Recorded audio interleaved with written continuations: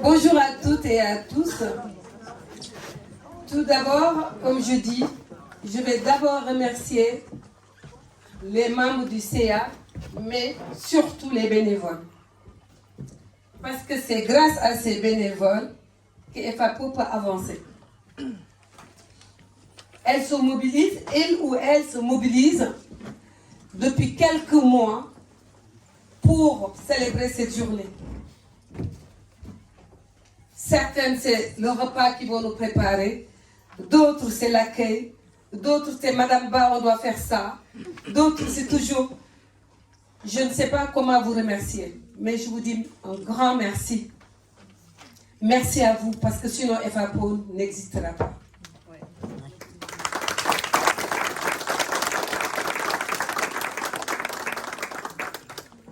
Je remercie tout d'abord M. Castagnier, même s'il n'est pas là.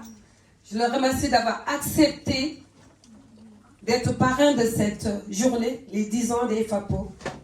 Merci à Madame Carpentier et Madame Issati qui sont là pour le représenter. Je remercie Monsieur le maire de Massy, Nicolas. Merci de nous avoir accueillis à Massy. Ce n'est pas la première fois. Et ce n'est pas la dernière, c'est ce que j'allais dire. Il l'a dit avant moi. Je remercie Madame Rafika Rezgi, je n'ai pas de mots, comme je dis, parce que sans la municipalité de Chili-Mazarin, FAPO ne pourra pas continuer. Je remercie sincèrement de nous avoir octroyé ces locaux gratuitement depuis des années, et grâce à ça on peut être à l'écoute de ces femmes qui viennent nous voir, qu'elles soient victimes de violences ou pas, ou qu'elles soient en situation de précarité. Merci, merci beaucoup. Je remercie les fédérations avec qui je travaille. Avant ça, quand même, je remercie d'abord les élus qui sont là, qui représentent Rafika Rezgi. Merci Sylvie, qui est toujours à notre côté, qui nous soutient. Merci à Dani, aussi adjointe à la vie associative, qui sont là. Merci aux élus de Massy, Madame Beloki, merci d'être là. Et Monsieur Maroucha, merci beaucoup. Parce que aussi, sans votre aide, on n'aurait pas eu ce matériel qui sont là et on n'aurait pas eu ce podium. Merci, c'est un grand merci d'être là. Merci aux fédérations UDAF, représentées par le vice-président qui est là. Merci aux associations CIDFF qui est là. Merci, on travaille ensemble. Parole de femmes, il y a ADSL. Il y a Ramata Afam, il y a... Comment elle s'appelle? Elle n'est pas là, mais bon, c'est pas grave. En tout cas, merci. Il y a FIASM qui ne sont pas là, mais qui vont arriver. Ah ben, elle est là. Je n'avais pas vu. Il y a... Merci à toutes les personnes qui sont là aujourd'hui, présentes, pour nous soutenir pour cette journée. Cette journée qui est 10 ans. 10 ans, c'est vrai, c'est jeune. J'aurais bien aimé en avoir aujourd'hui 10 ans. Bon, c'est trop tard. Mais 10 ans de travail, c'est beaucoup. 10 ans d'engagement. 10 ans d'engagement acquis auprès des femmes. FAPO, en finir avec la polygamie. Oui, en finir avec la polygamie. Tout le monde me disait, quand j'ai créé... Bah, tu ne resteras pas un jour. Tu vas fermer. Parce que tu ne pourras rien faire. Mais je dis toujours, je n'ai pas de bâton magique. Parce que toute seule, je ne peux pas. Mais je peux sensibiliser. Je peux porter une voix pour montrer quoi? Les violences qui règnent dans la polygamie. Dans la polygamie, quand j'ai parlé de la polygamie, pourquoi j'ai écrit d'abord le livre? Mon livre Vous pouvez le lire vous tous. Vous allez voir dans le livre, ça va vous montrer le cortège de souffrances qui règne dans la polygamie. Et c'est ça le but. Ma soeur en a souffert jusqu'à mourir. Je dis non, je ne peux pas rester comme ça. Regardez les bras croisés. Regardez, se dire c'est traditionnel, c'est culturel. Je dis non, c'est juste par la dominance masculine. Et je le dis haut et fort. Parce que les femmes, la majorité qui rentrent dans une situation de polygamie n'ont pas le choix. Elles sont obligées de subir. Elles sont obligées de subir la tradition. Et c'est pour cela. Elles crèvent, elles développent des maladies. Et sans oublier les enfants. Les enfants, comme je dis, un enfant qui vit dans une situation de polygamie, il garde le secret. Toi qui es psychologue, tu peux le dire. Et on sait très bien qu'un secret, nous tous, quand on nous fait garder un secret, ça nous prend la tête. Et cet enfant qu'on demande de garder ce secret, c'est-à-dire, surtout ne le dis pas parce que je suis dans un pays qui l'interdit. Mais ça existe parce que c'est un mariage religieux. Et cet enfant va garder ce secret. Ce secret va l'envelopper au niveau de l'école, ce qui fait que ça peut jouer au niveau de ses capacités intellectuelles. Si je dis des mensonges, tu me le dis. Je ne suis pas psychologue, mais c'est une réalité. Et souvent, ces enfants peuvent avoir des échecs scolaires, sans compter les violences qu'ils subissent à l'intérieur. Donc, c'est pour cela que je dis non. Oui, j'ai entendu tout à l'heure, il y a des femmes, effectivement, qui prouvent la polygamie. Mais pourquoi pas? Elles le font. Et ce qui est dramatique, c'est les enfants nés en France. Nés en France. Mais pourquoi? Je vais vous le dire. Parce que, très souvent, ces femmes qui font ça, les jeunes filles, il y a le développement de l'islam. On ne me dira pas le contraire. Du moment qu'elles rentrent dans l'islam, elles peuvent accepter cette soumission. Et il n'y a pas que ça. C'est parce que je l'accepte, parce que ça me permet de légitimer mes rapports sexuels. C'est juste un mariage religieux, donc je peux divorcer quand je veux. Et c'est ça le problème de la polygamie. Et quand on a créé la polygamie, parce que aussi, pourquoi je parle de toutes ces violences? Parce que dans la polygamie, quand je l'ai créée, je voyais juste la polygamie. Mais on s'est rendu compte très vite que dans l'intérieur de la polygamie, il y a toutes les formes de violence qu'on peut citer. Il y a les violences conjugales, il y a les violences physiques, il y a les violences psychologiques, administratives, économiques, séquestration, viol, mariage forcé, l'excision. Et c'est pour cela que FAPO englobe tout ça. Mais heureusement, FAPO ne travaille pas toute seule. Parce que FAPO, elle l'oriente. Elle l'oriente vers GAMS. Elle va orienter vers Parole de Femme. Elle va orienter vers Voix de Femme, etc. Parce qu'on ne peut pas travailler tout seul.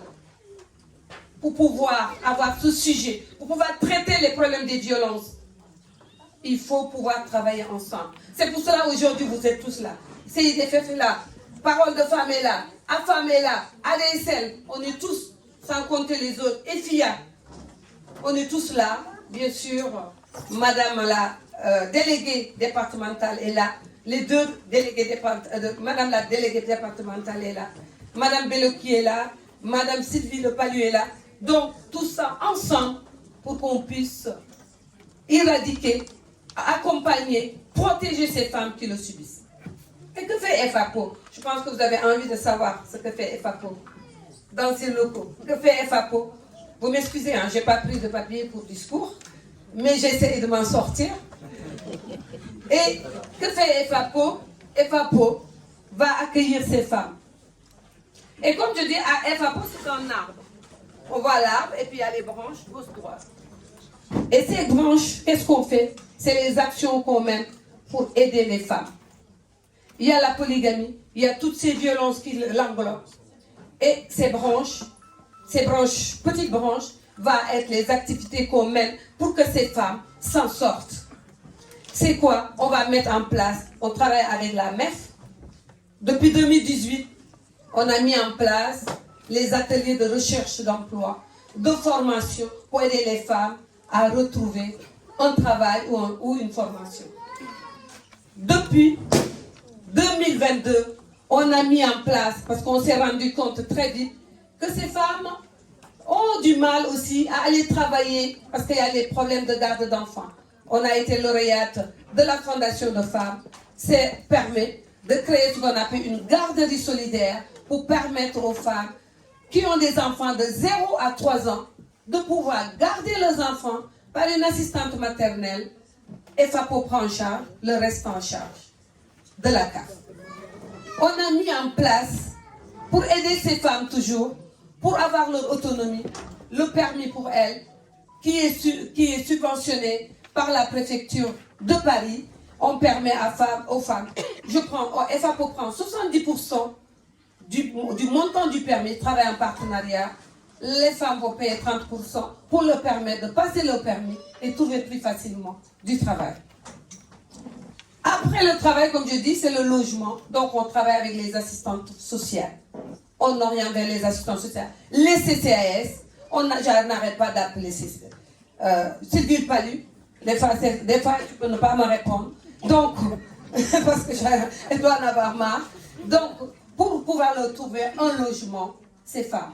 Mais il n'y a pas que ça. Si elles n'arrivent pas à avoir un logement, elles vont pouvoir payer des nuitées d'hôtel qui sont payées par l'ARS, qui sont payées par la région, etc., par la préfecture, qui nous permet de payer des nuitées d'hôtel en attendant qu'on travaille avec le 115.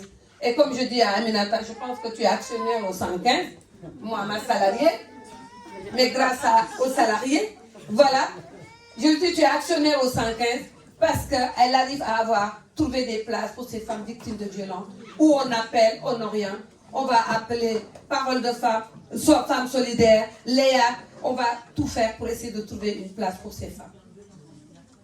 On a mis en place également tout ce qui est, parce que pour tout ce travail-là, comme on dit, sans faire de la prévention, ça ne servira à rien. Donc on intervient dans les établissements scolaires, de la grande section maternelle, parce qu'on s'est dit qu'il faut commencer tôt, pour sensibiliser les enfants sur l'égalité filles-garçons, mais sur la prévention contre les discriminations et contre les violences faites aux femmes. Et on le fait également à EPI, et on le fait au lycée. On travaille bien sûr avec le lycée Jean Perrin, qu'on a déjà intervenu l'année dernière, et cette année, pour sensibiliser ces jeunes sur les problématiques de ces violences.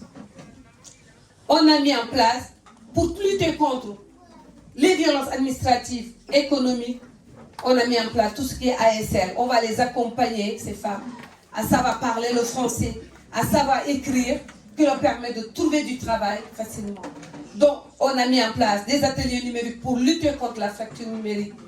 On a mis en place, tout récemment également, des groupes de parole pour permettre aux femmes d'aller au resto s'ils n'arrivent pas à y aller, d'acquérir déjà l'espace public, mais pas que, se retrouver entre femmes, parler entre femmes, se libérer la parole, tisser des liens entre toutes femmes d'origine. Et on a mis en place ce qu'on appelle l'atelier d'écriture qui est animé par Stéphanie Adjé, écrivaine, qui est écrivain public. Et ça permet, c'est la première année qu'on le fait, et ça permet aux femmes de libérer la parole. Il faut voir, bientôt le livre va sortir, parce que je ne m'y croyais pas qu'elle savait autant écrire. On a mis en place des ateliers de cuisine. Oh là là, c'est pour ça que j'ai grossi. Et les ateliers de cuisine permettent de repérer les talents des femmes. Ben, j'ai grossi à Nicolas. Non. Ça permet de repérer les talents des femmes. Et cette année, on va choisir des femmes avec EFIA ISM pour faire un battle et qui peut aller jusqu'à Paris. C'est régional. On va choisir des femmes volontaires, bien sûr, pour faire le battle avec EFIA. Et on a mis en place le potager de partage. Le potager, moi avant de venir en France, j'étais technicienne horticole. C'est vrai que j'ai vu ma mère pleurer, parce que quand elle me voit, elle me dit pourquoi pas le médecin, pourquoi pas infirmière, pourquoi pas autre, pourquoi ça. Tu mets des bottes et tout ça pour aller dans les champs. Mais moi, c'est ce que je voulais faire. C'était un métier d'homme. On était 6 femmes sur 30 dans notre classe. J'ai créé un GIE comme j'étais au Sénégal. Et je travaillais et j'adorais faire ça. Et j'ai trouvé que travailler la terre, c'est une thérapie. C'est une thérapie. Quand on est là-bas, vous n'allez pas me dire le contraire. Elles l'ont toujours dit. On oublie nos paroles, nos soucis. On est là, on travaille la terre et ça, on va manger bio, on va partager des bons moments conviviaux aussi et mange bio. Ça permet de lutter contre la précarité et ça permet également de tisser des liens entre femmes de toute origine différente. C'est vrai, on confirme. Je ne peux pas vous dire toutes les actions que FAPO essaie de mener en place, sans compter les débats publics qu'on fait souvent en partenariat avec la mairie de Chili, en partenariat avec qui fait quoi, voilà, sur le cancer, et en partenariat bien sûr avec toute ADSL, AFAM, Ramatou Live, si elle n'est pas là aussi, et FIA ISM, parce que comme je dis, FIA c'est notre vitrine. FIA ISM c'est notre vitrine. Ils m'ont épaulé quand j'ai commencé mon association.